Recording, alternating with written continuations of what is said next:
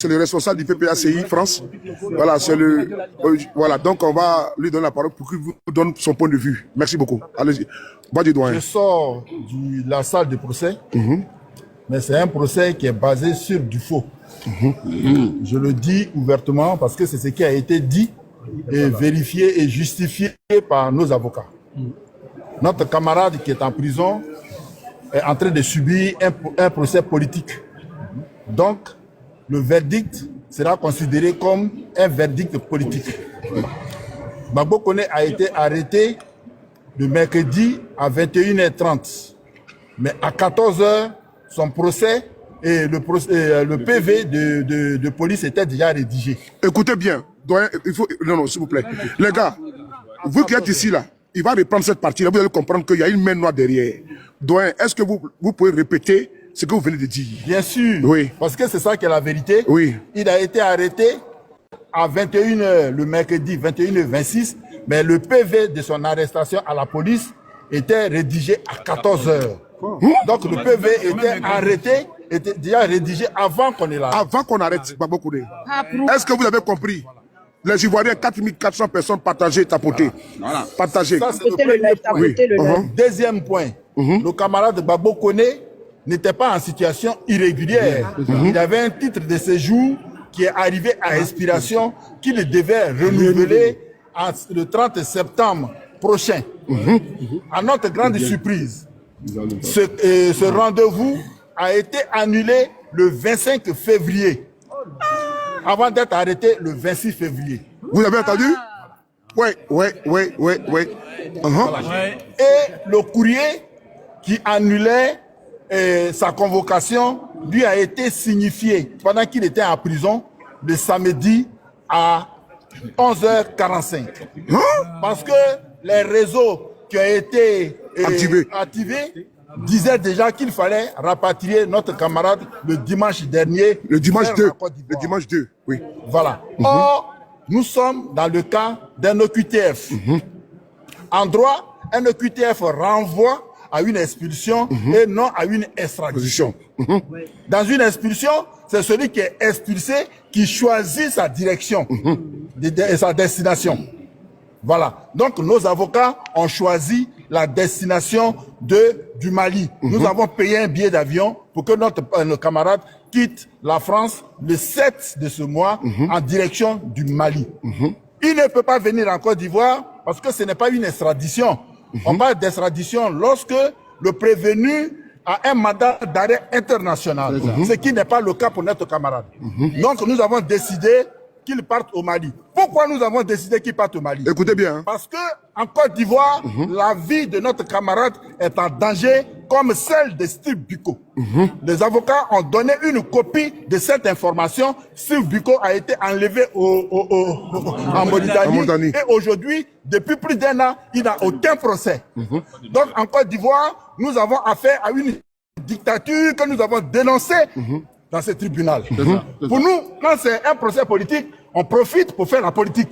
Donc nous avons dit qu'en Côte d'Ivoire, il n'y a pas de justice libre.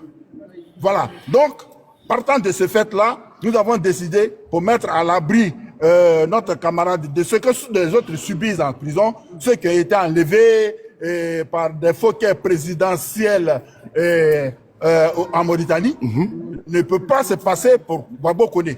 Donc nous sommes en train de mener ce combat et je vous rassure qu'on va le gagner. Le juge lui-même était étonné qu'on ait rédigé un PV avant l'arrestation. Voilà. Écoutez bien, un PV avant l'arrestation. PV rédigé avant l'arrestation. Vous comprenez? Donc, c'est dans cette situation-là que nous sommes. Une situation incongrue qui va certainement mettre la justice française en déroute et puis dans l'embarras. Voilà. Est-ce que vous pensez qu'il y a une main noire? Il y a forcément une main noire. Quand on parle de procès politique, ça veut dire que la politique est rentrée dans la justice. Voilà. Donc, forcément, quand on parle de main noire, c'est qu'il y a forcément quand on parle de procès politique, c'est qu'il y a une main noire. Voilà. Donc, la procureure n'était pas dans le vrai, elle était dans le faux. Elle a dit comment est-ce que notre frère il vit ici, mais notre juge et notre avocat a justifié du loyer régulièrement payé de 600 €. Voilà. De ses factures de téléphone régulièrement payées. Donc, il est en règle, il n'est pas en situation litigieuse en France. Ce qui fait que, normalement, ce procès-là, ils peuvent prendre la décision qu'ils veulent, mais nous avons affaire à un procès politique. Déjà biaisé. Si c'est un procès politique, ça veut dire que la décision qui sera prise tout à l'heure sera une décision politique. Naturellement influencée par la politique ivoirienne qui voudrait prendre en otage notre camarade qui dénonce les injustices du gouvernement Ouattara, qui dénonce le fait que Ouattara écarte ses opposants, ses adversaires, ou bien les emprisonne pour un mandat, un 4e mandat. Donc, est-ce que les Ivoiriens et les panafricains vont accepter que la politique interne ou bien la politique interne des Africains soit encore continue d'être traitée ici? Non. Si c'est non, il faut continuer à s'arranger et il faut continuer à s'organiser ensemble. Parce que l'Afrique sera forte, l'Afrique se libérera quand elle sera unie, quand elle sera ensemble, quand elle sera debout comme un seul homme pour délivrer les autres pays déjà libérés. Selon vous, c'est un kidnapping ou c'est un Non, c'est un enlèvement. On a des questions aussi. C'est un sur le enlèvement. panel. On ne peut pas faire pied de grue. Ici, il n'est pas le seul qui n'est pas en situation régulière. On ne peut pas faire pied de grue devant le domicile de quelqu'un depuis 14 heures. 14 jours, vraiment, c'est fort. Depuis 14 heures jusqu'à 20 heures. Maître. Voilà. Et depuis 14 heures, avec un PV déjà rédigé.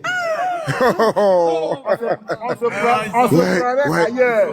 Mais nous sommes bien en France. PV déjà rédigé. Donc je crois que... Ça veut dire que ça vient corroborer encore une fois de plus que Gbagbo Kone allait les prendre et les faire partir à Abidjan, Illico Presso. Exactement. C'est ce qui était organisé. C'est-à-dire qu'ils allaient les faire partir au pays. C'est un enlèvement qui C'est-à-dire que c'était un enlèvement qui était déjà préparé. Oui. Dans le dossier, qu'est-ce qu'on le reproche exactement? Non, mais Il n'y a rien. C'est ce que tu as compris là? le dossier, c'est ce que j'ai dit. Dans le dossier, il est aujourd'hui, c'est tout, mais pas dire. il est détenu dans un centre de rétention administrative. Et quand tu es détenu dans un... Voilà. Donc, le vrai problème, c'est comme ça qu'il se pose. Et le compte rendu, c'est cela. Le verdict, c'est pour tout à l'heure. Mais ce que je voudrais que vous retenez, Kone Gbagbo subit un procès politique. Il subit un procès politique. Il faut donc considérer le verdict qui aura lieu tout à l'heure comme un verdict politique.